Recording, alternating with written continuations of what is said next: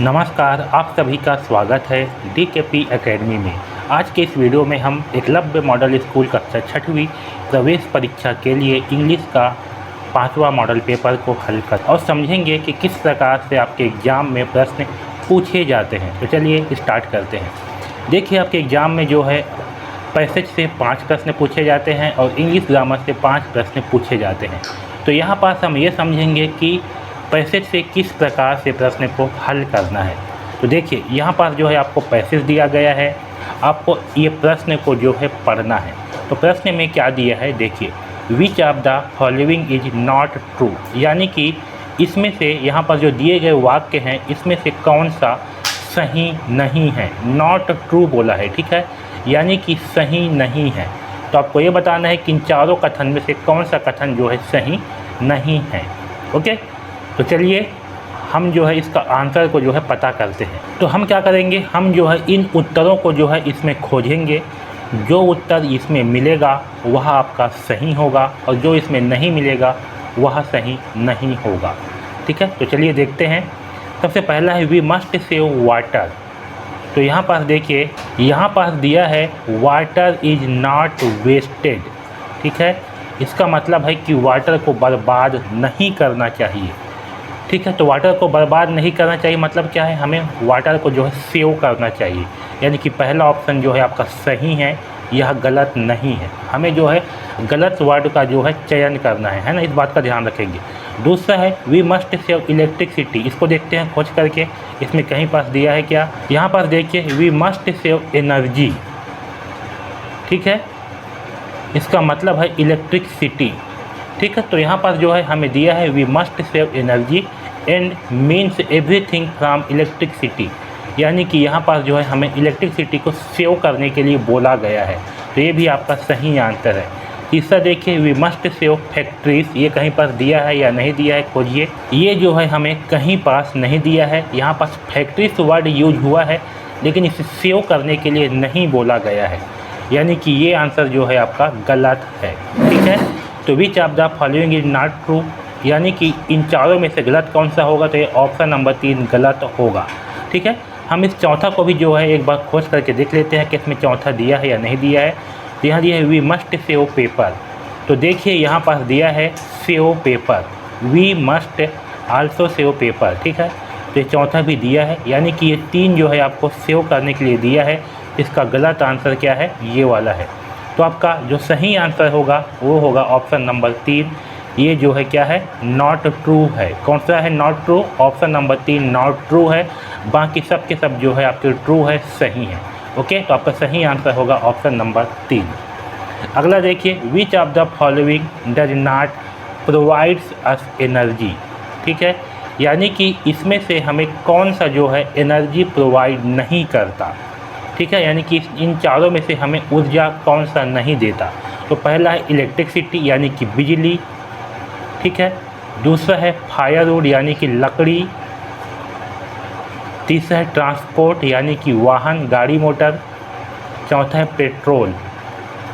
ठीक है, तो बताइए इन चारों में से हमें कौन सा जो है एनर्जी यानी कि ऊर्जा नहीं देता।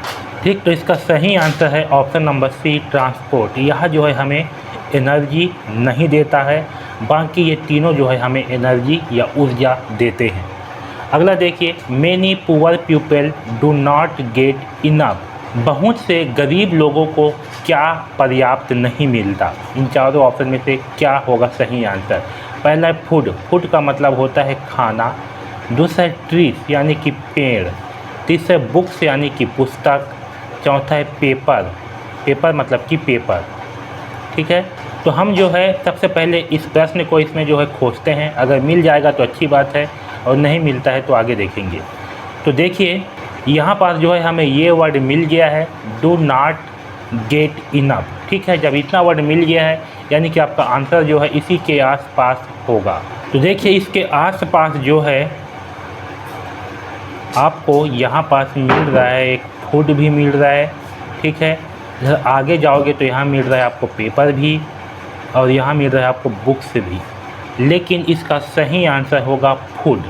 बहुत से लोगों को जो है पर्याप्त खाना नहीं मिल पाता। ठीक है, तो इसका सही आंसर होगा फूड।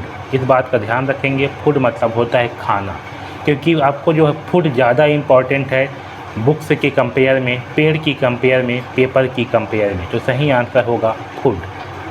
अगला प्रश्न देखिए, by saving energy we can save, यानी कि हम जो है ऊर्जा बचाकर हम क्या बचा सकते हैं।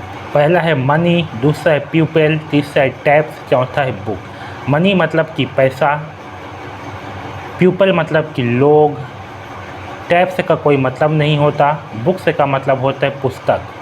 तो हम ऊर्जा बचाकर हम क्या बचा सकते हैं, तो चलिए खोजते हैं पहले कि ये प्रश्न जो है इसमें कहीं पर मिल रहा है कि नहीं मिल रहा है।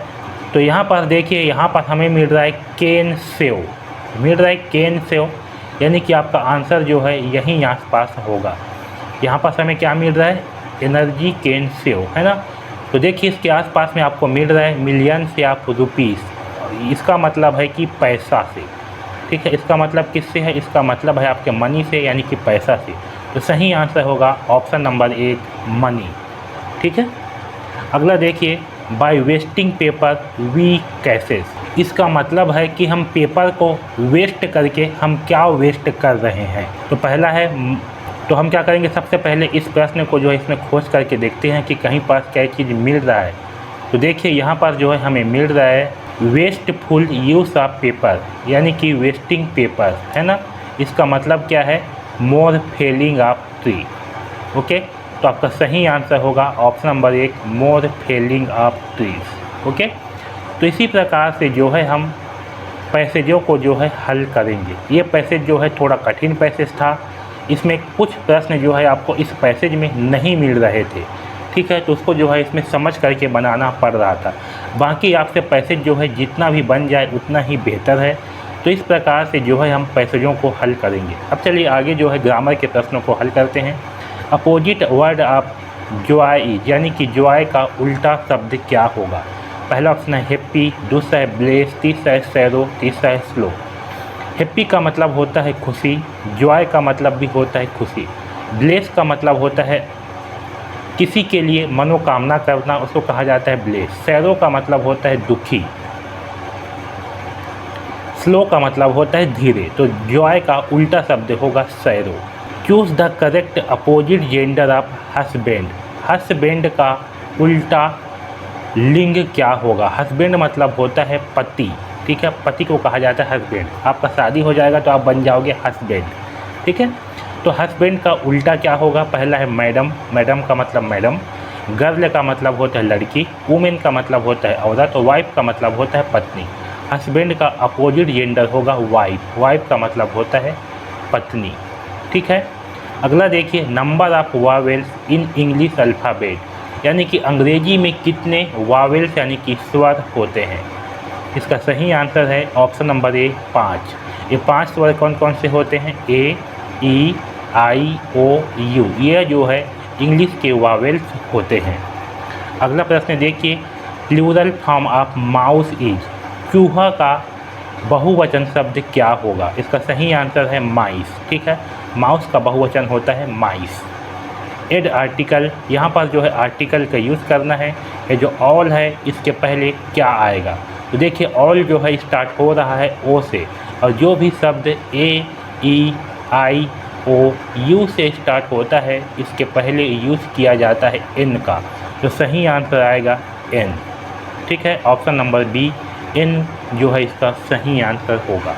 तो इस प्रकार से हम अंग्रेजी के प्रश्नों को जो है हल करेंगे, ओके।